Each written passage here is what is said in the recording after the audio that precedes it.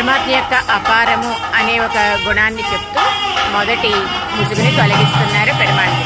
ఈరోజు 7 ముసుగుల ఉత్సవం.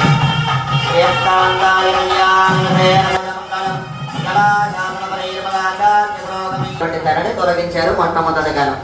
ఇక కారుణ్యము అనే గుణాన్ని చెప్తూ రెండవ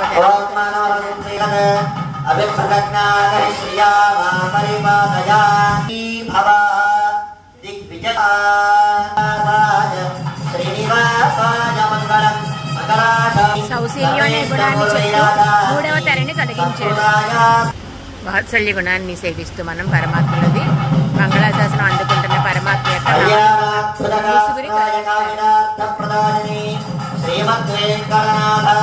స్వామి ఔదార్య గుణాన్ని చెప్తూ 5వ ముసుగును తొలగిస్తున్నారు.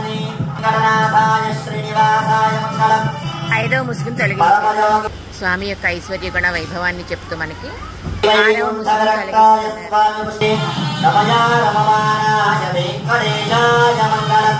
6వ ముసుగు తొలగించారు. పరమాత్మ యొక్క సౌందర్యం అనే గుణాన్ని చెప్పి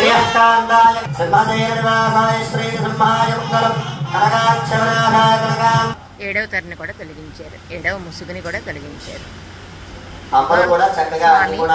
ఎదురుగా అమ్మలు కూడా ఆచార్య స్థానంలో వేయించేసి ఉండి ద్వారం దగ్గరకు వచ్చి కొంచెం అవసరపడినటువంటి వాళ్ళందరి దగ్గరికి కూడా వెళ్తూ ఉంటాడు కదా పరమాత్మ. పువ్వుల సాలువ అందరినీ కూడాను కటాక్షించి తండ్రి ముద్దు నృసింహ హెచ్చరిక గై